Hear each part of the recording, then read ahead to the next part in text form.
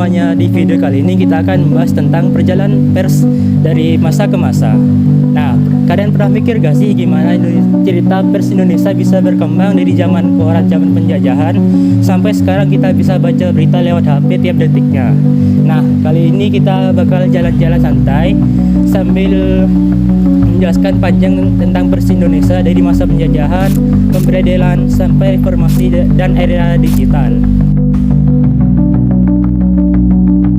Yang pertama, masa kolonial Belanda. Cikal bakal pers Indonesia muncul di sekitar tahun 1744 lewat koran Batavia's Noveles. Tapi waktu itu media masih milik pemerintah kolonial Belanda, jadi isinya yang membela tentang penjajahan.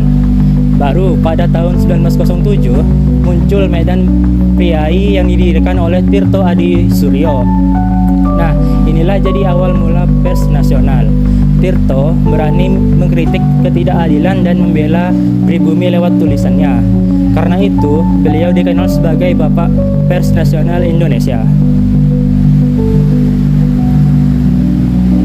Yang kedua, masa pergerakan nasional dan penjajahan Jepang. Di masa pergerakan nasional, pers jadi alat perjuangan. Media kayak Sinar Hindia, Putusan Hindia, dan Surah Merdeka jadi semangat kebangsaan. Tapi begitu Jepang masuk tahun 1942, semua berubah. Media disensor ketat, hanya boleh menyiarkan berita yang menguntungkan Jepang. Wartawan tidak bisa bebas menulis, semuanya dikontrol. Namun di balik tekanan itu, semangat nasionalisme justru semakin kuat. Yang ketiga, masa kemerdekaan dan Orde Lama. Setelah kemerdekaan, pers kembali menggeliat. Koran-koran baru bermunculan dan jadi media perjuangan mempertahankan kemerdekaan. Tapi di masa Orde Lama, suasana mulai politis. Media banyak berafiliasi dengan partai dan pemerintahan mulai membebasi suara yang berseberangan. Pers masih punya semangat perjuangan, tetapi ruang geraknya semakin sempit. Masuk Orde Baru 1966 sampai 1998. Begitu masuk Orba di bawah Presiden Soeharto, kebebasan pers benar-benar ditekan. Pemerintah mengatur semuanya lewat SIUP atau Surat Izin Usaha Penerbitan Pers. Kalau media memberitakan hal yang dianggap mengganggu stabilitas, langsung dicabut izinnya alias dibredel. Kasus terkenal terjadi tahun 1994 saat majalah Tempo, Editor, dan Detik dibredel karena memberitakan isu sensitif soal pemerintah. Banyak jurnalis turun ke jalan menuntut kebebasan pers. Nah, di masa ini juga wartawan juga boleh berpegang pada kode etik wartawan Indonesia atau KEWI yang dibuat oleh PWI, Persatuan Wartawan Indonesia. Masalahnya PWI waktu itu berada di bawah pengaruh pemerintah. Jadi, kode etiknya sering kali dipakai untuk menekan, bukan melindungi wartawan. Intinya, media harus sejalan dengan versi kebenaran pemerintah.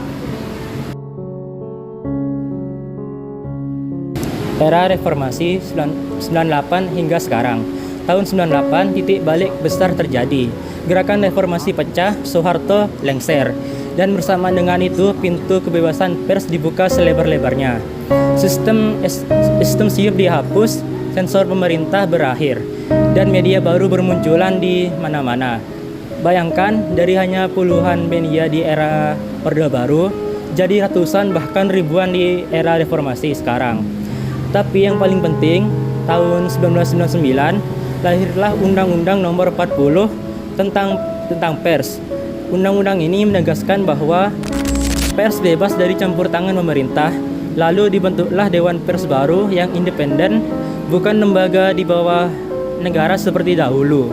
Sebelum Dewan Pers independen ini, wartawan hanya boleh tunduk pada kode etik PWI yang sifatnya terbatas dan beraroma politis. Tetapi setelah reformasi, Dewan Pers menetapkan kode etik jurnalistik nasional atau KEJ tahun 2006 yang diperbarui lagi tahun 2012 agar sesuai dengan tantangan media digital. Kode etik ini jadi payung untuk semua jurnalis dan media nasional. Yang terakhir, era digital dan media sosial.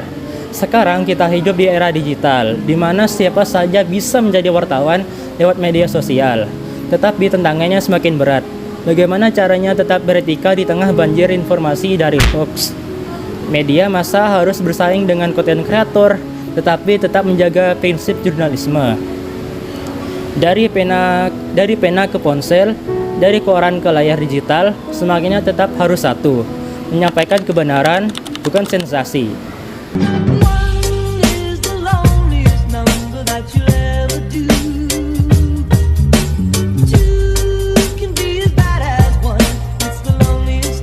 This is the number one.